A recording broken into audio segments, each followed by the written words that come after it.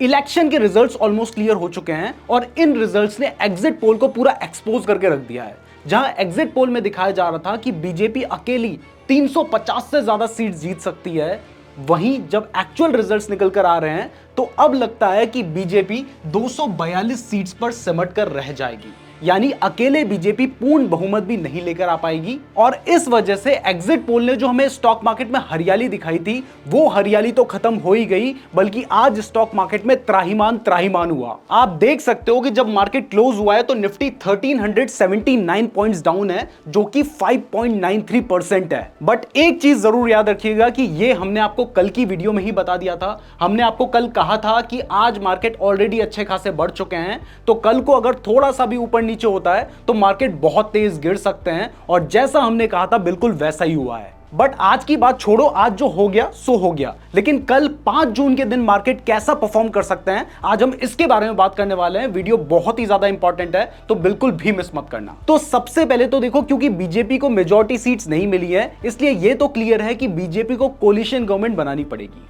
और जो coalition government होती है, ये क्योंकि वीक मानी जाती है, इस वजह से आज मार्केट बहुत ज्यादा गिरे हैं, और ऊपर से ये मार्केट के लिए बहुत ज्यादा शॉकिंग भी था। बट ऐसे रिजल्ट्स आने से एक और प्रॉब्लम खड़ी हो गई है, और वो ये है कि मार्केट में जो क्लैरिटी हमें लग रहा था कि आज क्लियर हो जाएगा कि किसकी सरकार बननी है और उस हिसाब से मार्केट अच्छा परफॉर्म करेगा, लेकिन वो क्लैरिटी आज भी मार्केट को नहीं मिली है, क्योंकि मामला पूरे दिन बहुत ज्यादा टक्कर का रहा है। और ऊपर से ऐसे भी चांसेस हैं कि जिन पार्टीज ने बीजेपी को सपोर्ट कर रखा है, कहीं इन केस उन्होंने अपना सपोर्ट वापस ले लिया, जैसी कुछ खबरें चल भी रही हैं, तो इस केस में भी मार्केट के लिए काफी खराब न्यूज होगी। यानी जो भी क्लैरिटी हमें चाहिए थी वो नहीं मिली, और इसी वजह से आप देख सकते हैं कि सुबह जो इंडिया विक्स 20 के आसपास चल रहा था, उसने हमें लगा था कि वो और कम ही होगा, बल्कि वो आज जब क्लोज हुआ तो 26 पर जाकर क्लोज हुआ। यानी मार्केट में जो वॉलेटिलिटी है अब वो बढ़ चुकी है, और जब तक हमें एक प्रॉपर क्लैरिटी नहीं मिल जाती कि आगे क्या होने वाला है,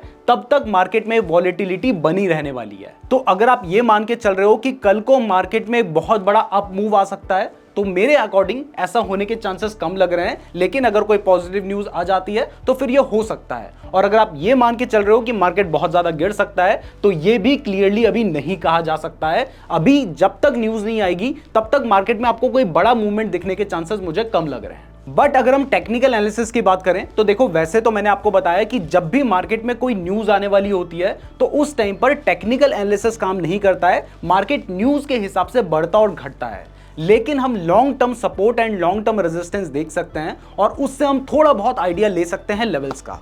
तो यहां पर आपको दिखाई दे रहा है कि जब भी मार्केट गिरा है उसने इस लेवल के आसपास सपोर्ट लिया है। तो ये जो लेवल है, ये हमारा 21,700 के आसपास का लेवल है, या 21,800 से नीचे के आसपास का लेवल है। तो अभी आप फिलहाल इसको एक सपोर्ट मान के चल सकते हैं, लेकिन ये सपोर्ट पहले काफी स्ट्रांग हुआ करता था, लेकिन अभी ये सपोर्ट उतना ज्यादा स्ट्रांग नहीं है। तो अगर ये सपोर्ट ब्रेक होता है तो इसके नीचे भी मार्केट जा सकता है, लेकिन ये एक जो लेवल है ये आपका सपोर्ट की तरह काम करेगा। और अगर रेजिस्टेंस की बात करें तो देखो, आज जो मार्केट का हाई था 23,200 का, यहां पर वापस से मार्केट का जाना अभी फिलहाल में थोड़ा सा मुश्किल लग रहा है। हो सकता है कि एक आध महीने बाद जब बजट आता है उस टाइम पर मार्केट वापस से इस लेवल के आसपास पहुंच जाए, लेकिन फिलहाल इन शॉर्ट टर्म ये थोड़ा सा मुश्किल नजर आ रहा है। तो मार्केट में अनसर्टेनिटी होने का रीजन पहला तो यही है कि अभी गवर्नमेंट किसकी बनने वाली है, जब तक मार्केट क्लोज हुआ था तब तक क्लैरिटी नहीं हो पाई है। इसके साथ ही मैंने आपको कल की ही वीडियो में बताया था कि 7 जून को आरबीआई की मॉनेटरी पॉलिसी के अनाउंसमेंट होने हैं, लेकिन उससे पहले अगर आप ट्रेडिंग या इन्वेस्टमेंट के लिए बेस्ट डीमेट अकाउंट खुलवाना चाहते हैं तो कुछ अच्छे डीमेट अकाउंट के लिंक मैंने आपको डिस्क्रिप्शन पे दे रखे हैं, जिनको मैं खुद भी यूज करता हूं।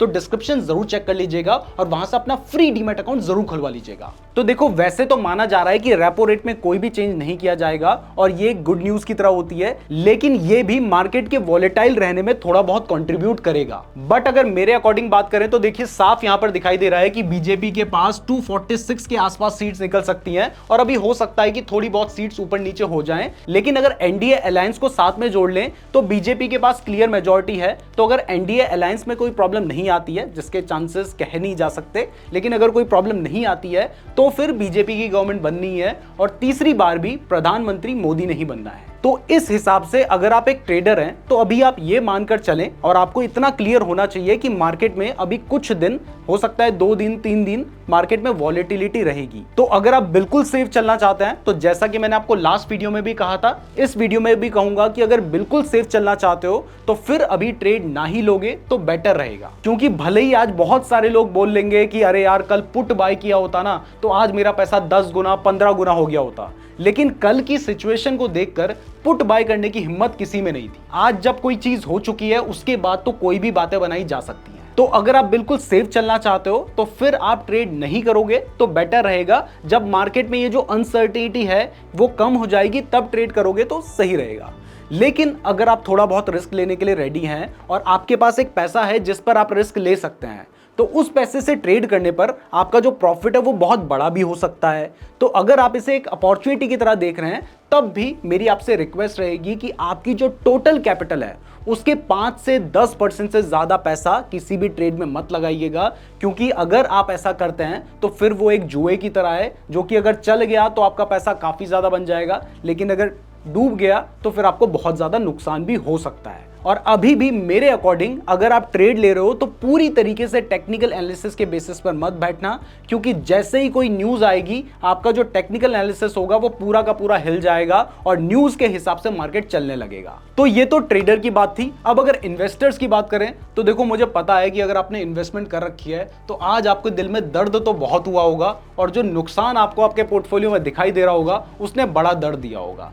वैसे आपको कितने परसेंट का आज नुकसान चल रहा था ये कमेंट करके जरूर बता देना। इसके साथ ही एक और चीज कमेंट करके बताना कि बीजेपी की जो सीट्स इतनी कम आई है एक्सपेक्टेशन के अनुसार, इसके पीछे सबसे बड़ा रीजन क्या हो सकता है आपके अकॉर्डिंग, ये कमेंट जरूर करना। तो अगर आप एक इन्वेस्टर हैं तो देखो, बीजेपी का कम सीट जीतना मार्केट के लिए क्योंकि शॉकिंग था इसलिए मार्केट गिरा है, लेकिन हमेशा याद रखो कि लॉन्ग टर्म में गवर्नमेंट के पास कितनी सीट्स हैं इस पर डिपेंड नहीं करता कि स्टॉक मार्केट कैसा परफॉर्म करेगा। अगर दोबारा से बीजेपी की गवर्नमेंट आती है, वापस से प्राइम मिनिस्टर वही रहते हैं, तो इस केस में जो भी पॉलिसीज अभी तक चली आ रही थी वो सेम रहेंगी, जो भी इन्वेस्टमेंट पीएलआई स्कीम्स लाई जानी थी वो सब होगा, इसलिए ये लॉन्ग टर्म में स्टॉक मार्केट में मैटर नहीं करेगा। तो इतना मान के चलो कि भले ही मार्केट गिर जाए, अगर बीजेपी की गवर्नमेंट बन रही है तो फिर मार्केट जो गिरा है ना वो थोड़ा सा भले ही टाइम लग सकता है लेकिन वापस से रिकवर जरूर करेगा। तो अगर आपने स्टॉक मार्केट में कोई इन्वेस्टमेंट कर रखी है और उसमें आपको लॉस हो रहा है तो आपको डरने की जरूरत नहीं है।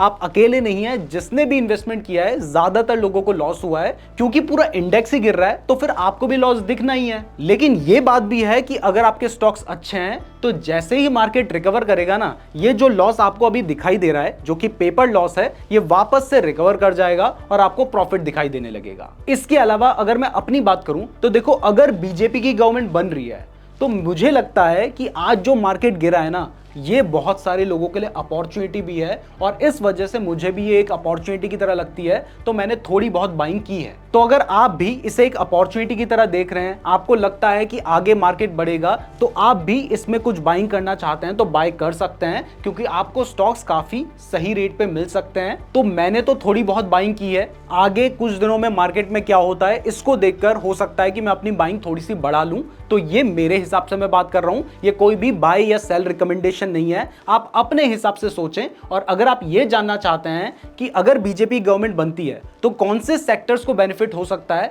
तो इसके ऊपर हमने एक ऑलरेडी वीडियो बना रखी है, आप उस वीडियो को देख सकते हैं। उसका लिंक आपको डिस्क्रिप्शन में मिल जाएगा और आई बटन में भी मिल जाएगा। मैं उम्मीद करता हूं आपको वीडियो पसंद आई होगी। वीडियो पसंद आई है तो वीडियो को लाइक और चैनल को सब्सक्राइब जरूर कर दीजिएगा। फ्री डीमैट अकाउंट का लिंक डिस्क्रिप्शन पे दिया गया है और बीजेपी के मैनिफेस्टो के हिसाब से कौन से सेक्टर को बेनिफिट हो सकता है ये जानने के लिए आप ये वाली वीडियो देख सकते हैं। धन्यवाद।